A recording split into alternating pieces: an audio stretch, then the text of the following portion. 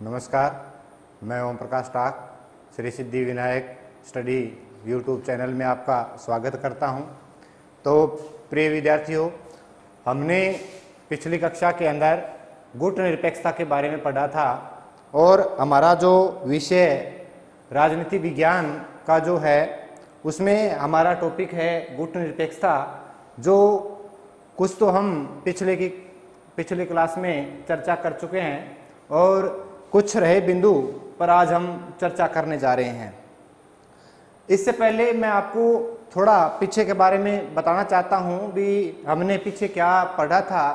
तो आपको मैंने सर्वप्रथम ये बताया था भी हुआ क्या, पहले दो विश्व युद्ध हो चुके थे और दोनों विश्व युद्धों के बाद पूरा जो विश्व है वो दो गुटों में बंट चुका था और ऐसी स्थिति में दोनों ही गुट क्या चाह रहे थे, जो नए देश थे या अन्य जो देश थे उनको अपने अपने खेमे में शामिल करना चाहते थे, क्योंकि जो यूएस से जो पूंजीवादी विचारधारा का खेमा था वो अपनी तरफ शामिल करना चाहता था और उधर साम्यवादी यूएसएसआर वो अपनी तरफ शामिल करना चाहता था। तो ऐसी स्थिति में जो दूसरे जो नए राष्ट्र जो स्वतंत्र हुए थे उनको ये लगा भी यदि हम लोगों ने इनका दोनों का साथ दिया तो हो सकता है हम दोबारा से परतंत्र हो जाएं, दोबारा से इनके अधीन हो जाएं। तो हमें इससे हट करके कुछ एक गुट बनाना होगा।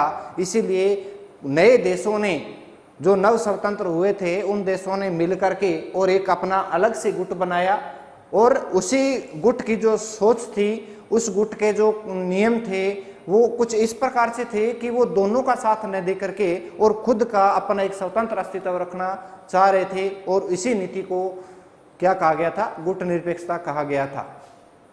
फिर मैंने आपको गुट निरपेक्ष है इस आंदोलन का आपको जन्म भी करवाया। हमने चार प्रकार के सम्मेलन पढ़े थे, जिसमें पहला सन 1947 के अंदर एशिया का शिखर सम्मेलन होता है, दूसरा फिर एशिया का शिखर सम्मेलन होता है, फिर हमने एशिया अफ्रीकी सम्मेलन पढ़ा, फिर हमने ब्रोइनी बेलग्रेड सम्मेलन पढ़ा और जो बांडुंग सम्मेलन भी हमने पढ़ा था।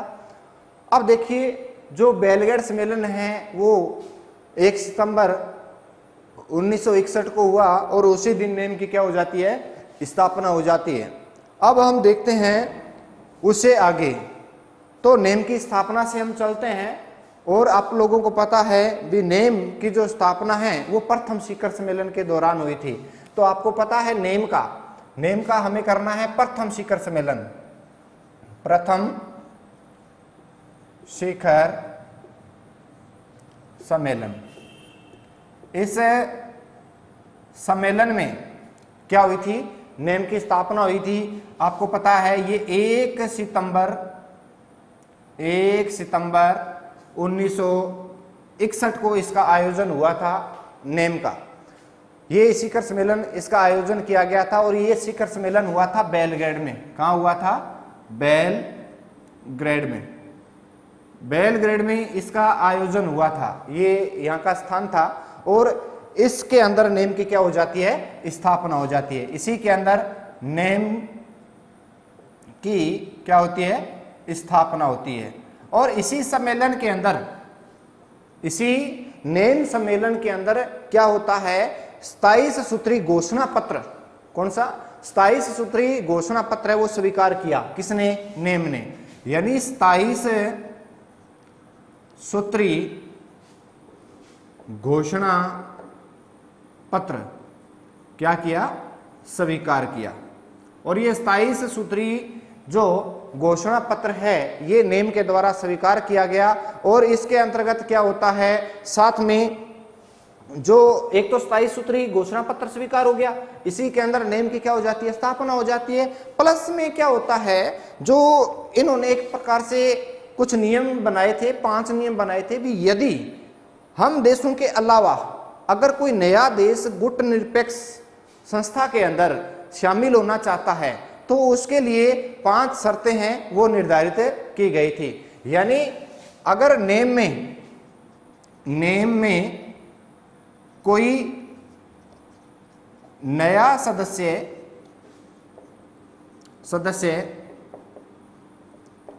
शामिल होना चाहे तो इसके लिए 5 शर्तें निर्धारित की। कितनी शर्तें? 5 शर्तें निर्धारित की। तो ये प्रथम शिखर सम्मेलन है, 1 सितंबर 1961 को बेलग्रेड में हुआ। नेम की यहाँ पे स्थापना होती है और 27 सूत्री घोषणा पत्र वो स्वीकार किया जाता है। और साथ में ये 5 शर्तें निर्धारित की गई भी, यदि कोई नया राष्ट्र अगर नेम की सदस्यता प्राप्त करना चाहता है, गुट निरपेक्ष आंदोलन में शामिल होना चाहता है, तो उसके लिए 5 शर्तें होंगी। अब बात आती है भी वो 5 शर्तें हैं वो किस प्रकार से होगी, और ये 27 सूत्री घोषणा पत्र है, ये स्वीकार किया गया, तो इसमें क्या होगा। तो इसके अंदर जो 27 सूत्री जो घोषणा पत्र है, मैं पहले 27 सूत्री घोषणा पत्र की बात कर रहा हूं। इस 27 सूत्री घोषणा पत्र के अंदर ये कहा गया भी यानी जो मुख्य बिंदु है इसके, मैं मुख्य बिंदु बता रहा हूं आपको। जो मुख्य बिंदु क्या था, मुख्य बिंदु क्या था इसका 27 सूत्री घोषणा पत्र में, यह कहा गया भी जो अविकसित देश है, विकसित राष्ट्र कोई भी हो, कोई भी अगर अविकसित राष्ट्र है और वो अविकसित राष्ट्र है, उस अविकसित राष्ट्रों में सामाजिक आर्थिक और राजनीतिक विकास के बिंदु थे। यानी अविकसित राष्ट्रों के लिए या उनके विकास के लिए सामाजिक और आर्थिक प्लस राजनीतिक बिंदु शामिल थे, जिनसे जो अविकसित जो राष्ट्र हैं, इन बिंदुओं के तहत क्या किया जाए, इनका विकास किया जाए।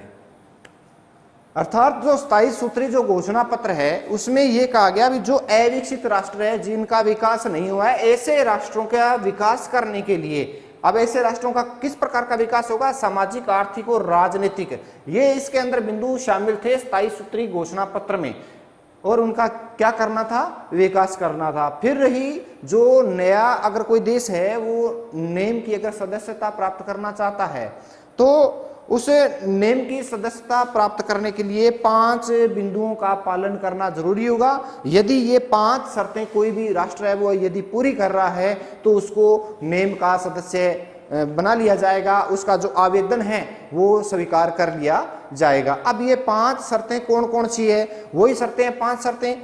जैसे नंबर 1 क्या हो, उस राष्ट्र की, उस जो राष्ट्र इसके अंदर शामिल होना चाहता है उस राष्ट्र की क्या हो, स्वतंत्र विदेश नीति हो। पहली शर्त तो यही थी भी जो देश उसमें शामिल होना चाहता है उसकी स्वतंत्र विदेश नीति होनी चाहिए। प्लस दूसरा जो शर्त है वो है भी ये उपनिवेशवाद या साम्राज्यवाद का क्या करता हो, विरोध करता हो। दूसरा जो राष्ट्र इसमें शामिल होना चाहता है वो साम्राज्यवाद या उपनिवेशवाद का विरोध करता हो, खास करके पूंजीवाद का और साम्यवाद का, इनका तो विरोध करे ही करे। यदि और भी कोई अगर साम्राज्यवाद को फैलाना चाहता है, साम्राज्य बढ़ाना चाहता है या उपनिवेशवाद है करना चाहता है, तो ऐसे खेमों का क्या किया जाए, विरोध किया जाए। प्लस क्या हो, उस समय शीत युद्ध चल रहा हो, तो ये जो 5 शर्तें थी, जो नया देश शामिल होगा वो क्या करेगा, वो शीत युद्ध का भी विरोध करता हो। क्या हो, शीत युद्ध का विरोध करता हो। यानी वो देश है, तीसरी शर्त ये थी कि वो देश है वो शीत युद्ध का भी क्या करता हो, विरोध करता हो। प्लस जो 2 राष्ट्र हैं जो विश्व युद्ध में लिप्त हैं, 2 खेमे हैं, तो ऐसे जो देश हैं उन दोनों गुटों के साथ द्विपक्षीय संधि नहीं होनी चाहिए। क्या होनी चाहिए, यानी जो दोनों गुटों के साथ द्विपक्षीय संधि नहीं हो। यानी वो राष्ट्र है जो विश्व युद्ध में जो लिप्त देश हैं, जैसे यूएसए हैं, यूएसएसआर हैं, उन दोनों गुटों के साथ में किसी भी प्रकार की उस देश की किसी प्रकार की कोई संधि नहीं होनी चाहिए, किसी प्रकार का कोई समझौता नहीं होना चाहिए। उसके बाद में उस राष्ट्र में जो गुट निरपेक्षता आंदोलन में शामिल होना चाहता है या नेम का जो सदस्य बनना चाहता है, उसमें किसी भी विदेशी राष्ट्र का यानी दूसरे राष्ट्र का उस देश में क्या नहीं होना चाहिए, सैनिक अड्डा नहीं होना चाहिए। यानी यूं कहें किसी भी विदेशी राष्ट्र का सैनिक अड्डा न हो। ये 5 बिंदु है, ये 5 शर्तें थी। अगर ये 5 शर्तें अगर कोई देश पूरा करेगा तो उस देश को नेम का सदस्य स्वीकार कर लिया जाएगा। तो ये 5 शर्तें हैं। नंबर 1 है स्वतंत्र विदेश नीति होनी चाहिए, उपनिवेशवाद का व साम्राज्यवाद का विरोध करता हो, शीत युद्ध का विरोध करता हो, दोनों गुटों के साथ में किसी भी प्रकार की द्विपक्षीय संधि या समझौता नहीं होना चाहिए, और उस देश के अंदर किसी दूसरे राष्ट्र का यानी विदेशी राष्ट्र का कोई भी सैनिक हवाई अड्डा या किसी प्रकार का सैनिक अड्डा नहीं होना चाहिए। तो ये तो तय किया गया कौन से सम्मेलन में, प्रथम शिखर सम्मेलन में। तो आप इसका एक बार स्क्रीनशॉट लो।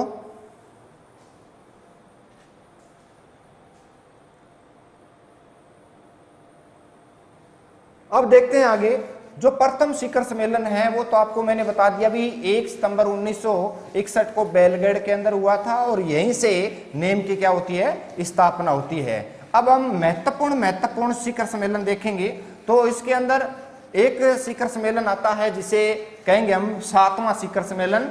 ये शिखर सम्मेलन है वो क्यों महत्वपूर्ण है, हम महत्वपूर्ण शिखर सम्मेलन पढ़ेंगे। क्योंकि इन शिखर सम्मेलन में क्या हुआ, कौन से मुद्दे के कारण ये महत्वपूर्ण रहे, और खास करके जो हमारे भारत के अंदर जो शिखर सम्मेलन गुट निरपेक्षता के जो आयोजन इनका हुआ है उनके बारे में हम पढ़ेंगे। क्योंकि आपको पता है उन संस्थापक जो 25 देश थे, संस्थापक जो कितने देश थे, 25 देश थे, उनमें से एक हमारा भारत भी था। और आपको पता है भी गुट निरपेक्षता के जो जनक है उनके अंदर भी हमारे देश की गिनती प्रथम स्थान पे है स्थापना करने में। आपको पता है भारत की तरफ से पंडित जवाहरलाल नेहरू थे, और भारत के अंदर आपको पता है इस शब्द का प्रयोग भी पंडित जवाहरलाल नेहरू के द्वारा किया गया था। और ये जो नेक्स्ट जो हम शिखर सम्मेलन पढ़ेंगे वो पढ़ेंगे हम 7वां शिखर सम्मेलन। और 7वां जो शिखर सम्मेलन है ये सन 1983 के अंदर आयोजित हुआ था। कब हुआ था, 1983 के अंदर आयोजित हुआ था। कहते हैं भी 7 से 11 मार्च 1983 नई दिल्ली में इसका आयोजन हुआ था। कब हुआ था, 7 से 11 मार्च 1983, और इसका आयोजन कहाँ हुआ था, नई दिल्ली में इसका आयोजन हुआ था। कौन से का, 7वें शिखर सम्मेलन का। और 7वें शिखर सम्मेलन के अंदर हमारे भारत की तरफ से जो थे वो इंदिरा गांधी उस समय प्रधानमंत्री थी हमारे। तो इंदिरा गांधी के द्वारा उस समय इस सम्मेलन के अंदर एक नारा दिया गया था, एक कथन बोला गया था और कहा था विश्व शांति है वो खतरे में है। तो इस सम्मेलन के अंदर जो इंदिरा गांधी यानी जो हमारी भारत की उस समय क्या थी, पीएम थी, प्रधानमंत्री थी। और इसके द्वारा क्या कहा गया था, ये कहा गया था विश्व शांति खतरे में है। ये उक्त पंक्ति है वो किसके द्वारा कही गई थी, इंदिरा गांधी के द्वारा कही गई थी। और आपको पता है इसी सम्मेलन के अंदर क्या हुआ था, भारत की ओर से एक नई दिल्ली नई दिल्ली संदेश जारी किया गया था। नई दिल्ली संदेश जारी किया कौन से शिखर सम्मेलन में? 7वें शिखर सम्मेलन में। कब? 7 से 11 मार्च 1983 जो नई दिल्ली में आयोजित हुआ था, उसमें इंदिरा गांधी जो भारत की उस समय प्रधानमंत्री थी, उन्होंने कहा विश्व शांति वो क्या है, खतरे में है, और भारत की ओर से एक नई दिल्ली संदेश है वो जारी किया गया था। अब ये बात आती है भी नई दिल्ली संदेश है वो क्या है, इसके अंदर क्या कहा गया नई दिल्ली संदेश के अंदर, तो मैं आपको बता देता हूं। नई दिल्ली संदेश के अंदर मुख्य जो बात थी वो 3 बातें थी। तो नई दिल्ली संदेश के अंदर यह कहा गया, एक तो नई अंतरराष्ट्रीय आर्थिक व्यवस्था की स्थापना की जाए, नई अंतरराष्ट्रीय आर्थिक व्यवस्था की स्थापना की जाए, दूसरे देशों के साथ में हमारे यहां से क्या हो, व्यापार हो, इस प्रकार से एक अंतरराष्ट्रीय संस्था है वो स्थापित की जाए। दूसरा जो था वो था वर्तमान आर्थिक जो अर्थव्यवस्था उसका पुनर्गठन किया जाए, और तीसरा था दक्षिण सहयोग पर बल दिया जाए। तो ये था नई दिल्ली संदेश के अंदर। इसके अंदर 3 मुख्य संदेश थे। मुख्य संदेश कितने हैं? 3 मुख्य संदेश है। अब कौन कौन से 3 मुख्य संदेश है?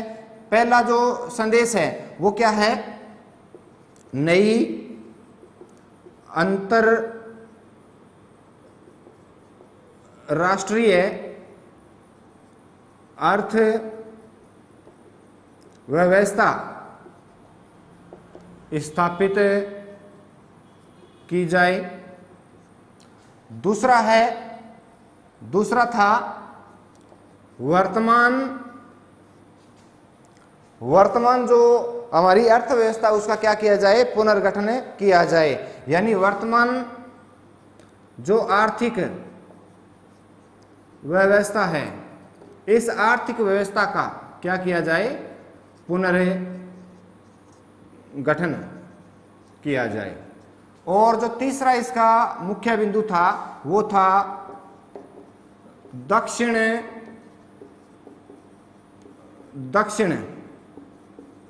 सहयोग पर बल दिया जाए। ये 3 है वो नई दिल्ली संदेश में कहा गया। पहला तो कहा गया नई दिल्ली संदेश है वो जारी किया गया 7वें शिखर सम्मेलन जो कहाँ आयोजन हुआ था, इसका दिल्ली में हुआ था। 7 से 11 मार्च 1983 के अंदर हुआ था, और इसमें भारत की पीएम थी वो श्रीमती इंदिरा गांधी जी थे। और इन्होंने क्या कहा था, एक उक्त पंक्ति बोली थी और कहा था विश्व शांति है वो खतरे में है, और भारत की ओर से इस समय एक नई दिल्ली संदेश जारी किया। और नई दिल्ली संदेश के अंदर 3 जो मुख्य बातें थी वो ये थी, पहली थी नई अंतर्राष्ट्रीय अर्थव्यवस्था स्थापित की जाए, और जो दूसरी बात थी वो थी वर्तमान आर्थिक व्यवस्था का पुनर्गठन किया जाए, और नंबर जो तीसरी बात है वो है दक्षिण से ऊपर क्या दिया जाए, बल दिया जाए। तो इस प्रकार से जो ये 7वां शिखर सम्मेलन है ये नई दिल्ली के अंदर आयोजित होता है, और इसकी मुख्य बातें ये रहती है। एक बार इसका लो आप स्क्रीनशॉट।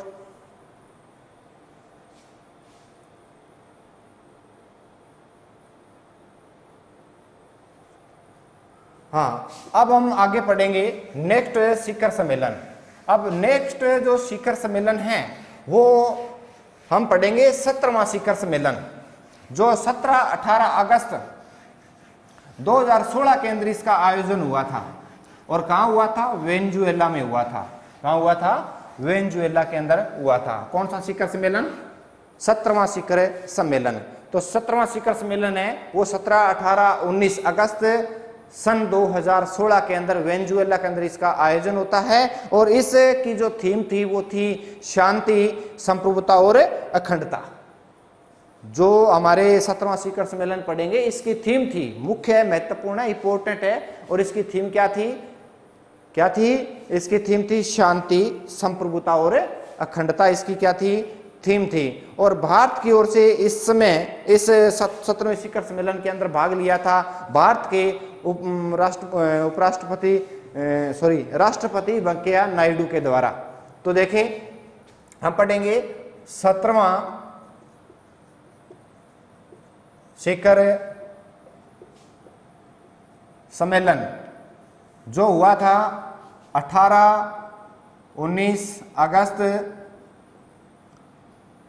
2016, और कहाँ हुआ? अगस्त को ये सम्मेलन आयोजित हुआ था। कब?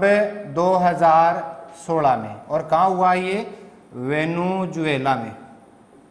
वेनेजुएला में इसका आयोजन हुआ था। और ये जो शिखर सम्मेलन है, 17वां शिखर सम्मेलन है, इस शिखर सम्मेलन की जो थीम है वो थी शांति, शांति, संप्रभुता व अखंडता। ये थीम थी किसकी? जो 17वां शिखर सम्मेलन है, जो गुटनिरपेक्षता का आयोजन हुआ था, इसमें कहा पूरे देश में शांति, पूरे विश्व में शांति बना करके रखना हमारा कर्तव्य होगा। और हम देश हैं वो मिलकर के जो दो खेमे आपस में लड़ रहे हैं उनमें शांति करवाएंगे। और जो ये शीत युद्ध चल रहा है इसको समाप्त करने पे क्या देंगे? बल देंगे। और एक दूसरे देश की संप्रभुता का भी ध्यान रखेंगे और एक दूसरे देश की अखंडता का भी ध्यान रखेंगे, जिसमें एक देश किसी दूसरे देश में जाकर के हस्तक्षेप नहीं करेगा। अब देखिए ये जो 17वां शिखर सम्मेलन है, इसके अंदर भारत की ओर से जो हमारे भारत के राष्ट्रपति है हामिद अंसारी, इनके द्वारा क्या लिया गया था? भाग लिया गया था। तो यहाँ भारत के पीएम ने भाग नहीं लिया, बल्कि पीएम मोदी के स्थान पर, पीएम मोदी के स्थान पर, इसके स्थान पर भाग लिया किसके द्वारा? भारत के राष्ट्रपति, भारत के राष्ट्रपति श्री हामिद अंसारी जी ने, इनके द्वारा है वो भाग लिया गया था। किसके स्थान पर? पीएम मोदी के स्थान पर। आपको बता देता हूं भी, पीएम मोदी हमें यहाँ पर 2016 के बाद में आज तक पीएम मोदी ने भाग नहीं लिया है। किस सम्मेलन में? गुटनिरपेक्षता के जो शिखर सम्मेलन हुए हैं, 17वां शिखर सम्मेलन, 17वें शिखर सम्मेलन में भाग नहीं लिया। और उसके बाद में भी जितने आयोजन हुए हैं उनमें भाग नहीं लिया। आगे हम करते हैं आगे 18वां शिखर सम्मेलन। कौन सा?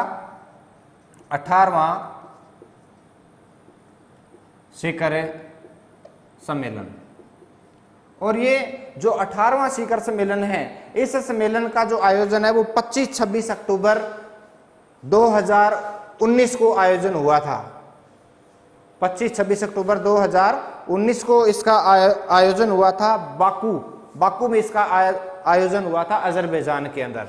तो देखें 18वां शिखर सम्मेलन है, इसका आयोजन है वो 25-26 अक्टूबर 2019 को इसका आयोजन हुआ। और कहाँ हुआ था? बाकू, जो अजरबैजान में है, अजरबैजान, यहां इसका क्या होता है? आयोजन होता है, बाकू अजरबैजान के अंदर। और आपको बता देता हूं इसकी, इस सम्मेलन की जो अध्यक्षता की थी, अध्यक्ष रहे इस सम्मेलन के, वो रहे थे अजरबैजान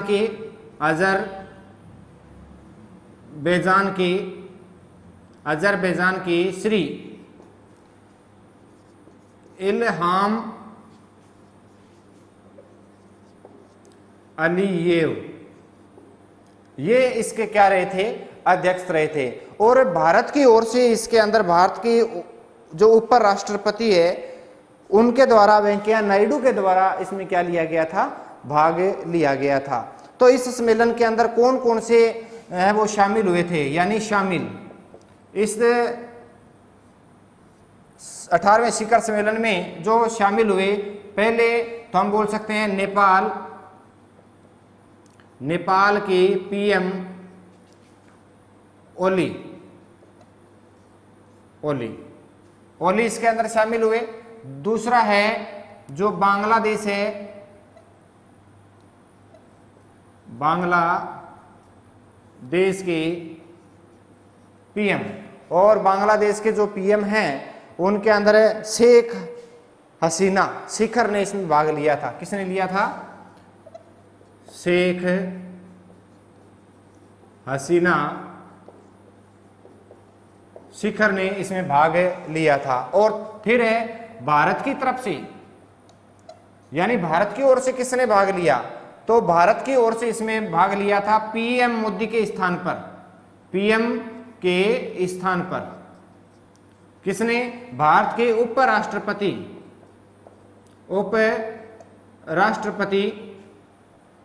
वेंकैया नायडू, श्री वेंकैया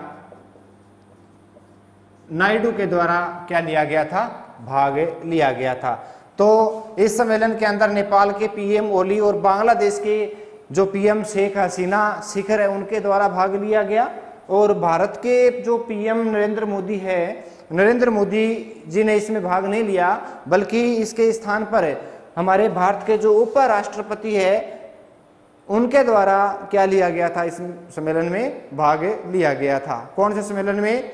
जो बाकू अजरबैजान में हुआ था, 17वां शिखर सम्मेलन हुआ था। अब बात ये रहती है, जो ये शिखर सम्मेलन है इसके बारे में हम देखते हैं। जो 18वां शिखर सम्मेलन है, कौन सा? 18वें शिखर सम्मेलन की बात चल रही है। इस शिखर सम्मेलन में भी पीएम ने भाग नहीं लिया, तो हम यूं कह सकते हैं, नोट लगा करके आपको याद रखना है, 2016 से लेकर वर्तमान 2020 तक भारत के पीएम नरेंद्र मोदी जी ने भाग नहीं लिया। अब देखो, संस्थापक देश है, फिर भी पीएम क्या नहीं ले रहा है? भाग नहीं ले रहा है। तो ये कहा जाता है भी फिर गुट निरपेक्षता का महत्व क्या रहा? अर्थात जब पीएम भाग नहीं ले रहा है भारत की ओर से, और भारत है इसका मेन संस्थापक सदस्य माना जाता है, मुख्य संस्थापक सदस्य माना जाता है, तो इसके द्वारा इसकी जो नेम है, गुट निरपेक्ष जो संस्था है, इसकी प्रासंगिकता क्या हुई है? कम हुई है। तो ये भी हम मान सकते हैं। अब देखिए, इस सम्मेलन का जो मुख्य मुद्दा क्या था? मुख्य जो मुद्दा है इस सम्मेलन में क्या मुद्दा रहा था? तो इस सम्मेलन का जो मुख्य मुद्दा रहा वो था शांति है, सुरक्षा है, सह अस्तित्व है, पर्यावरण संरक्षण है। तो क्या है? जैसे शांति है, सुरक्षा है, सह अस्तित्व है, और जैसे पर्यावरण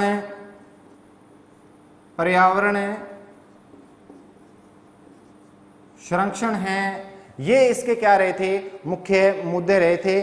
और आपको बता देता हूं, इसके अंदर एक मुद्दा जो रहा वो आतंकवाद भी रहा था। क्या रहा था? आतंकवाद भी इसका मुख्य मुद्दा है, वो रहा था। और इस आतंकवाद पे तो क्या हुआ था? बहुत ही ज्यादा गर्मी बहस हुई, बहुत ये मुद्दा बन गया था। और इस सम्मेलन के अंदर जो आतंकवाद एक विषय है, और आपको पता है आतंकवाद है वो संपूर्ण विश्व के लिए एक खतरा है, और इसी आतंकवाद की वजह से क्या होता है? किसी भी देश का जो आर्थिक सिस्टम है वो गिर जाता है, अत्याचार का, भय का माहौल बन जाता है, और इसी आतंकवाद के द्वारा पूरी जो विश्व शांति है वो खतरे में पड़ जाती है, सुरक्षा खतरे में पड़ जाती है। तो ये कुछ इसके मुख्य मुद्दे रहे थे, और इन मुद्दों के अंदर आतंकवाद है वो भी एक मुद्दा था, और इस आतंकवाद मुद्दे पर बहुत ही ज्यादा गर्मा गर्मी बहस हुई थी। क्या हुआ इसके अंदर? पाकिस्तान के द्वारा, किसके द्वारा? पाकिस्तान के द्वारा क्या हुआ था? जम्मू कश्मीर मुद्दा छेड़ा, जम्मू कश्मीर का मुद्दा छेड़ा। और जब पाकिस्तान के द्वारा जम्मू कश्मीर का मुद्दा छेड़ा गया, तो इस समय आपको पता है भारत की तरफ से भाग ले रहे थे कौन है? वेंकैया नायडू। तो इस वेंकैया नायडू के द्वारा छेड़ा, तो जो उपराष्ट्रपति हैं, उपराष्ट्रपति वेंकैया नायडू, कौन से? वेंकैया नायडू, इन्होंने फटकार लगाई। किसको? पाकिस्तान को। क्योंकि पाकिस्तान क्या करता है, किसी भी अंतर्राष्ट्रीय मंच पर जाता है तो वो खास करके जो जम्मू कश्मीर का जो मुद्दा है उसको छेड़ता ही छेड़ता है। और उसकी वजह से क्या हुआ था, वेंकैया नायडू ने खूब इनको फटकार लगाई थी पाकिस्तान को, और ये कहा भी पाकिस्तान है वो आतंकवादी अड्डा है। क्या है? आतंकवाद का घर है, और इसने जम्मू कश्मीर का मुद्दा छेड़ा है। इस वजह से ये यहाँ पे गर्मा गर्मी क्या हुई थी, बहस हुई थी। अब देखें, इस समय वेंकैया नायडू ने हमारे जो ईरान है, नेपाल है, बांग्लादेश है, इनके जो मुखिया पीएम जो आए हुए थे उनके साथ भी इन्होंने क्या की थी, चर्चा की थी।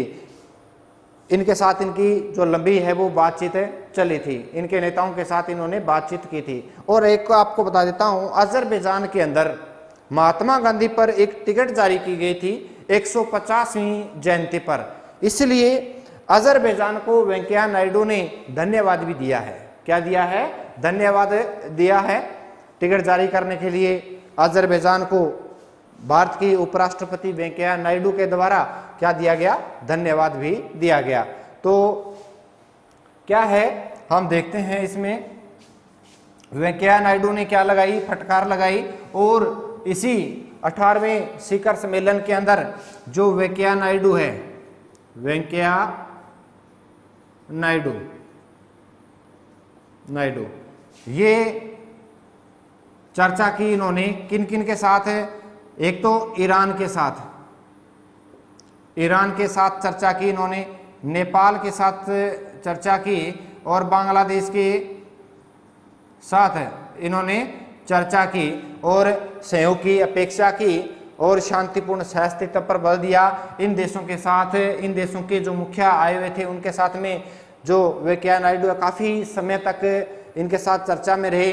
और क्या है, जो अजरबैजान है, अजरबैजान, इस अजरबैजान ने क्या की, जो महात्मा गांधी की 150वीं जयंती पर अजरबैजान में क्या की है, एक डाक टिकट जारी की है। किसके नाम पर? महात्मा गांधी के नाम पर। इसीलिए इस अजरबैजान को जो वेंकैया नायडू है, वेंकैया नायडू, इनके द्वारा क्या किया? धन्यवाद दिया गया। वेंकैया नायडू ने अजरबैजान को क्या दिया? धन्यवाद दिया। क्यों दिया? क्योंकि महात्मा गांधी की 150वीं जयंती के ऊपर क्या जारी किया? अजरबैजान ने डाक टिकट जारी की है। और इसी डाक टिकट जारी करने के उपलक्ष्य में वेंकैया नायडू ने इनको थैंक्स कहा है। ये 18वें शिखर सम्मेलन की बात है। अब आपको बता देता हूं, ये हमारे लिए एक सौभाग्य की बात है कि सन 2020 में जो ये चल रहा है, 2020 के अंदर जो बांडुंग सिद्धांत जो मैंने आपको करवाए थे पीछे, उनकी जो 65वीं वर्षगांठ है। कौन सी? 65वीं वर्षगांठ है। तो एक बार अगर स्क्रीनशॉट लेना तो एक बार स्क्रीनशॉट लो। हाँ, तो अब देखें, जो बांडुंग सम्मेलन हुआ था, उस बांडुंग सम्मेलन के अंदर नेम के कुछ सिद्धांत है वो स्वीकार किए गए थे बांडुंग सम्मेलन में। और ये जो बांडुंग सम्मेलन है, इनमें सिद्धांतों को स्वीकार किया गया। तो 2020 तक इनकी जो 65वीं वर्षगांठ हो जाएगी, यानी 2020 में बांडुंग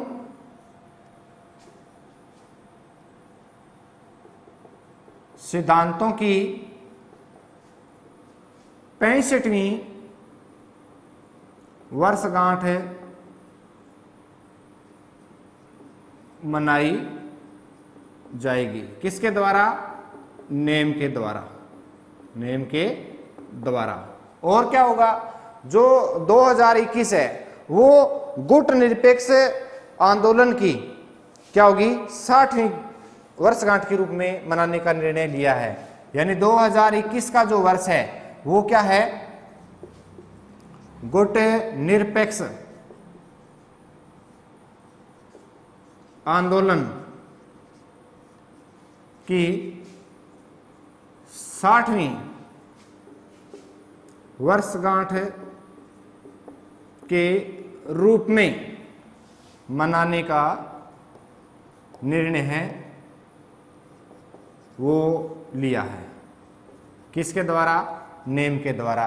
तो एक तो 2020 को तो बांडिंग सिद्धांतों की 65वीं वर्षगांठ के रूप में मनाया जाएगा 2020 को, और 2021 को गुट निरपेक्ष आंदोलन की 60वीं वर्षगांठ के रूप में मनाया जाएगा। तो याद रखना, एक तो 2021 जो आगे आने वाला है, इस 2021 को तो क्या होगा, गुट निरपेक्ष जो आंदोलन है, आपको पता है इस गुट निरपेक्ष आंदोलन की स्थापना कब हुई थी? 1 सितंबर 1961 को हुई थी, और 2021 में इस आंदोलन की 60वीं वर्षगांठ है वो मनाई जाएगी। और फिर जो बांडुंग जो सम्मेलन है, और उस बांडुंग सम्मेलन में बांडुंग सिद्धांतों को स्वीकृत किया गया था बांडुंग सम्मेलन के अंदर, उसकी है वो 65वीं वर्षगांठ के रूप में मनाई जाएगी। अब हम देखते हैं आगे गुट निरपेक्ष आंदोलन की विशेषता क्या है। तो गुट निरपेक्ष आंदोलन की विशेषता या जो इसके मुख्य जो तत्व हैं उनके बारे में हम चर्चा करेंगे। गुट निरपेक्ष आंदोलन की विशेषता, तो देखिए जो गुट निरपेक्ष आंदोलन है इसके कुछ तत्व हैं। गुट निरपेक्ष आंदोलन के तत्व, या हम यूं कह सकते हैं विशेषता। तो इसके 2 तत्व है। कितने तत्व है? 2 तत्व हैं। कौन कौन से हैं? एक तो है इसके नकारात्मक तत्व। कौन से हैं? नकारात्मक तत्व हैं। और दूसरे हम पढ़ेंगे इसमें सकारात्मक तत्व। कौन से? सकारात्मक तत्व। ये 2 प्रकार के तत्वों की हम चर्चा करेंगे। तो पहले हम देखते हैं गुट निरपेक्ष आंदोलन के तत्वों में सबसे पहले हम देखेंगे नकारात्मक तत्व। तो नकारात्मक तत्व, पहला तो ये तत्व है कि इसने शीत युद्ध का क्या किया? विरोध किया। शीत युद्ध का विरोध करना। जहां विरोध किया गया तो ये नकारात्मक तत्व होगा। जहां जिस चीज के लिए समर्थन होगा, जो गुट निरपेक्ष चाहता है भी ये हो, तो वो तो उसके सकारात्मक तत्व होंगे। और जो गुट निरपेक्ष चाहता है भी ऐसा नहीं होना चाहिए, वो क्या होंगे? उसके नकारात्मक तत्व होंगे। जैसे गुट निरपेक्ष है वो शीत युद्ध का विरोध चाहता था, और वो उपनिवेशवाद या हम यूं कहें साम्राज्यवाद का क्या चाहता है? वो क्या करता है? विरोध करता है। उसके बाद में और क्या करता है? ये सैनिक संगठनों का विरोध करता है। जैसे सैनिक संगठन आपको पता है, जैसे अपने एक तो नाटो हो गया, इसी प्रकार से जैसे सेंटो हो गया, इसी प्रकार से जैसे वारसा हो गया, ऐसे इन जो सैनिक जो ये संगठन है इनका क्या करता है? ये विरोध करता है। यानी सैनिक संगठनों का विरोध करता है। जो अब आपको पता है ये सैनिक संगठन है वो किसके थे? वो अपने जो साम्यवादी विचारधारा है और पूंजीवादी विचारधारा है, यूएसए, यूएसएसआर, इनके ये सैनिक संगठन बनाए हुए थे। और इनका क्या करना है? इनका मुख्य विरोध करना है। और क्या है? फिर है जो युद्ध है, युद्ध के भय को क्या करना? समाप्त करना। ये नहीं चाहता भी युद्ध से क्या बने? भय का माहौल बने। और क्या करना? शक्ति गुटों का विरोध करना। शक्ति गुटों का क्या करना? विरोध करना। तो ये तो आपको पता है, ये गुट निरपेक्ष जो नेम है वो चाहता नहीं है भी ये चीज हो, इसीलिए ये क्या है? इसके नकारात्मक तत्व है। अब सकारात्मक तत्व तो आपको पता है सकारात्मक तत्व क्या चाहता है। तो सकारात्मक तत्व में यही है भी, एक तो क्या हो? स्वतंत्र विदेश नीति हो। क्या हो? स्वतंत्र विदेश नीति हो।